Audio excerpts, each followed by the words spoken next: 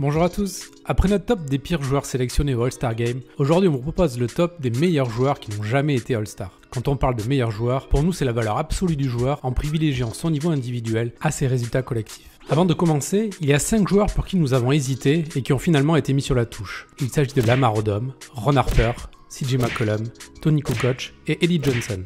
Allez, c'est parti. Au début des années 70, sous le maillot des Los Angeles Lakers, Happy Hairston a sûrement souffert aux yeux des votants d'être la 4e roue du carrosse de l'équipe. En même temps, quand dans son équipe des joueurs comme Will Chamberlain, Elgin Baylor et Jerry West brillent de mille feux, il est difficile de prétendre à un autre statut. Dans l'histoire, seules 9 équipes ont eu 4 All-Stars la même année, sur un total de 71 éditions. C'est très peu. Les Lakers de Hairston, malgré les double-doubles réguliers de l'ailier fort, n'ont jamais eu cette chance. La retraite d'Elgin Baylor lors de la saison du titre en 1972 n'y aura rien fait. Happy Hairston aura terminé toute sa carrière juste aux portes du match des étoiles.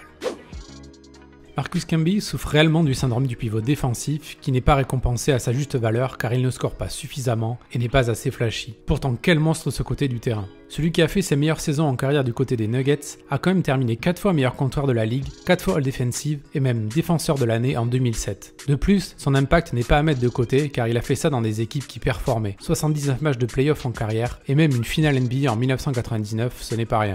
Malheureusement, le fait qu'il n'ait jamais marqué plus de 14,8 points par match, assez curieusement lors de sa saison rookie, l'aura sûrement empêché d'être reconnu à sa juste valeur.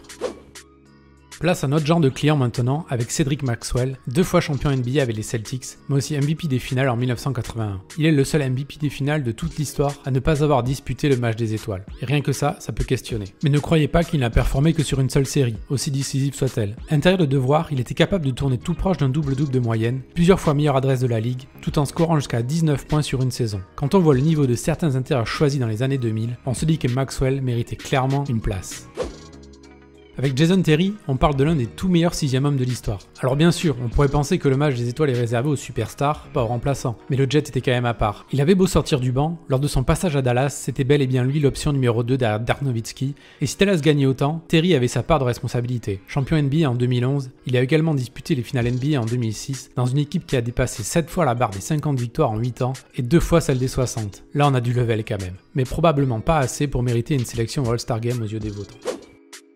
À Indiana, notamment quand Reggie Miller vieillissait, c'est souvent le collectif qui primait. C'est probablement ce qui a empêché Jalen Rose d'être un joueur All-Star. Très polyvalent, le joueur pouvait jouer sur les postes 1, 2 et 3 tout en remplissant toutes les cases. Avec les Pacers, il a atteint plusieurs fois les finales de conférence et même les finales NBA en 2000. Cette saison-là, il fut élu MIP, il était même le meilleur scoreur de son équipe. C'est assez dingue et voir que le meilleur scoreur de l'équipe finaliste n'a pas été élu pour l'All-Star Game a quand même un petit côté scandaleux. Et encore plus lorsque l'on voit que plus tard dans sa carrière, même s'il avait moins de succès collectif, il a dépassé les 23 points par match avec Chicago.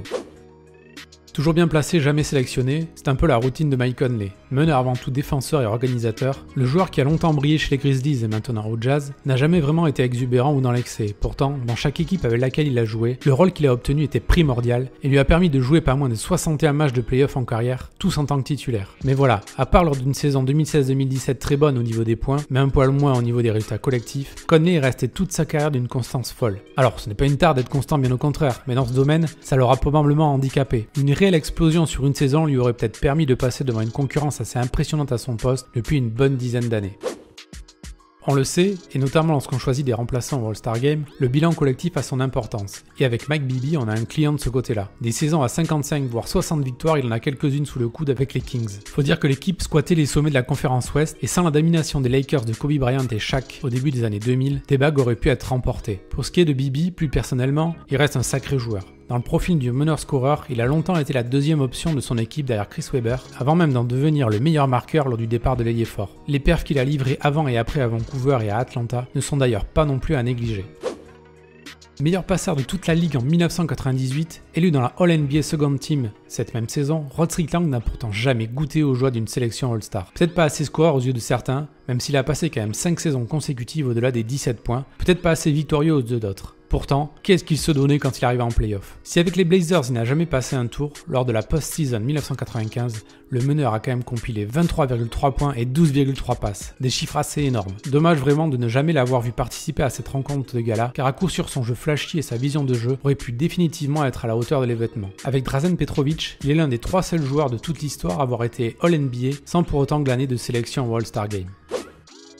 Byron Scott. Rien que d'évoquer ce nom en se disant qu'il n'a jamais été All-Star, c'est choquant. 6 finales disputées, 3 titres remportés avec les Lakers, l'arrière était un crack. Là on parle carrément du meilleur scoreur d'une équipe championne en 1998, comptait dans ses rangs des gars comme Magic Johnson, Kareem Abdul-Jabbar, James Worthy ou encore Michael Cooper. Rien que ça. Comment le gars a-t-il pu passer au travers? Probablement en raison de la trop grande concurrence au sein de sa propre équipe, qui avec Cage, Magic et Worthy avait déjà 3 sélectionnés dont il était difficile de se passer. Alors on comprend, il est important de représenter un maximum d'équipes pour ce match de gala, mais Byron Scott en raison de ça est probablement l'une des victimes collatérales les plus importantes de l'histoire. On termine notre top par Drazen Petrovic, le meilleur joueur NBA jamais All-Star selon nous. À coup sûr, sans ce tragique accident, des sélections All-Star il en aurait eu, et sûrement pas qu'une seule. Malheureusement, son décès prit place alors qu'en NBA, il était en train d'exploser. La dernière saison qu'il nous a livrée était clairement digne d'un All-Star, et sa sélection dans la All-NBA Third Team est là pour le prouver. Drazen Petrovic a sûrement souffert du fait de faire des stats dans une équipe des Nets qui lors de la saison 1992-93 n'était qu'en milieu de tableau.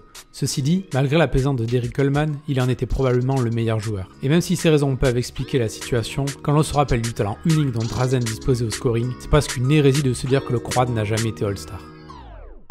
Et avant de partir, pensez à vous abonner à la chaîne de Basket Info, mais aussi à celle du 6ème homme, afin d'avoir 2 visions complémentaires de la NBA. Et les dernières vidéos mises en ligne apparaissent sous vos yeux.